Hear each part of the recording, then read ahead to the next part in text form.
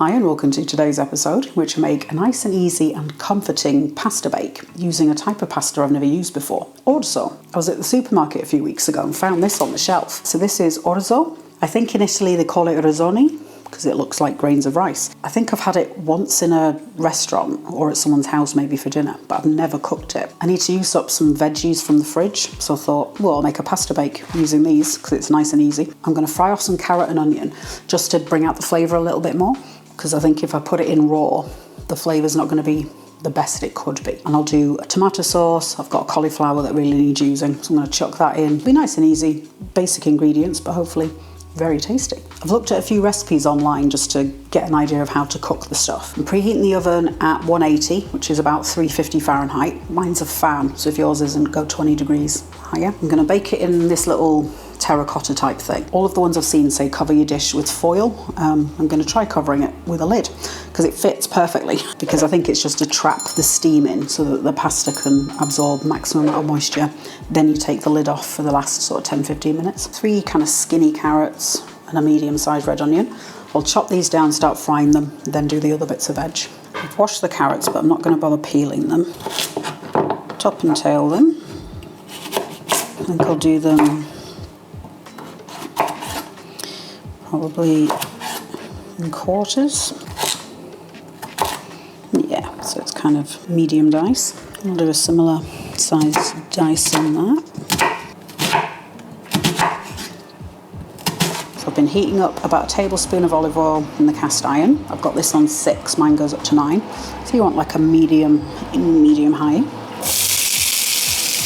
And I'll fry that off probably 10 minutes, something like that, just until it's slightly softer and a bit of colour on there. I've got a very small cauliflower. I think the best thing to do is to blanch the cauliflower, like pre-cook it a bit before I put it in. So I'm going to do that in the microwave. So I'm going to cut everything back off the stalk.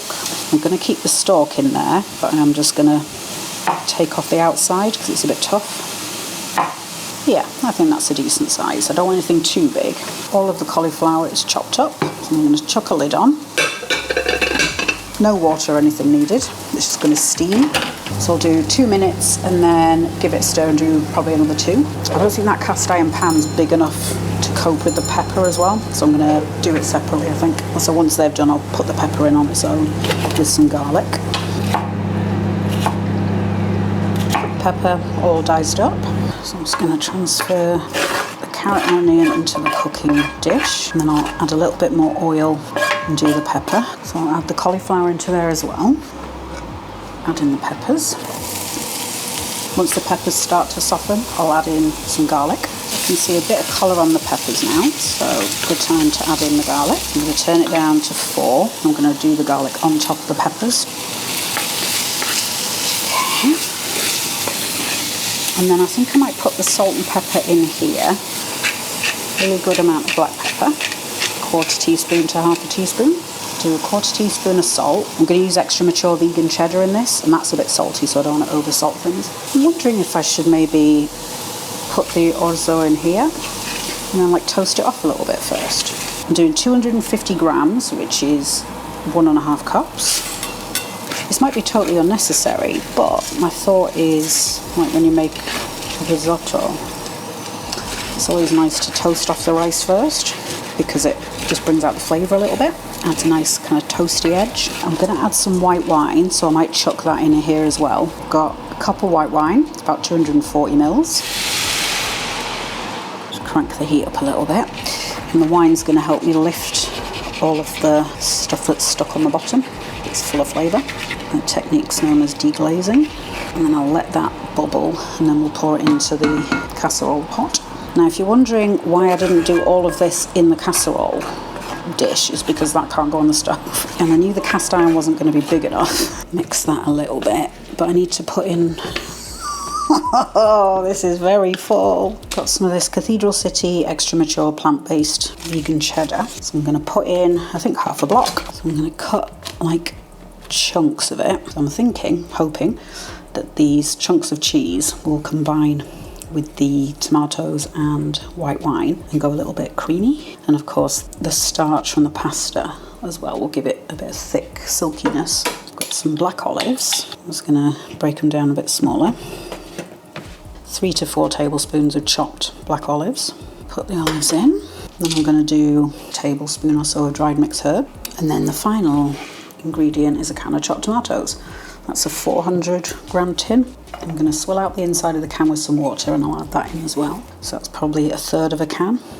Oh, Rachel, that's so full. I mean, I think it's going to be okay because the cauliflower still has a bit more cooking down to do. I was going to put cherry tomatoes in, but I don't think I'm going to bother. I might put them on at the end because once I take the lid off, I was going to put grated cheese on. So I might scatter a few cherry tomatoes in there just for prettiness. So, lid on, in the oven. That's going to bake for 20 minutes. I'll take it out, test it, make sure the pasta is well underway of, getting cooked. See if it needs any more liquid adding in. If it does, I'll splash some in boiling water from the kettle.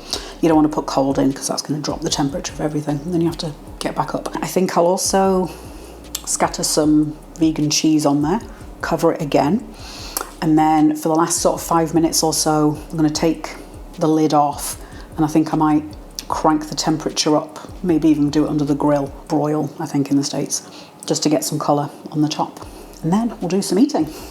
Our baked orzo is ready to be devoured. It's not browned as much as I wanted it to, but because I've packed it into such a small vessel, the longer it was in there, the more the sauce is getting sucked up the top and wetting the cheese. So I don't think it's going to necessarily do what I want before. And you see there, starting to get some burnt bits on the edges. In terms of cooking times, I had it in 20 minutes. Took it out, tried it, and the pasta was not even al dente. I covered it back up, put it back in for another 10, pulled it out, and then it finally got to the point where it was not quite al dente, still less done than that, but more so than it had been. I poured in some hot water fresh from the kettle, so nice and boiling hot. Did maybe half a cup, 120 mils thereabouts. Stirred the water in with the rest of it and then covered the top in vegan cheese, 130 grams, about a cup or so. I got chatting to a vegan at a barbecue and they said, well, if you ever need to melt cheese that's not great normally at melting, squirt some water on the top, use a spray bottle, and that'll help it melt. I guess the steam build-up helps it break down, and that's worked really well. Put tomatoes on top of the cheese, put the lid back on, put it in for 15 minutes, took it out, took the lid off, and then put it on the grill, so it's just the bars at the top that are giving direct heat down, quite an intense heat. And now it's time to get a spoon in there and do some nomming. I'm going to try and scoop out this kind of amount. Let's have a go.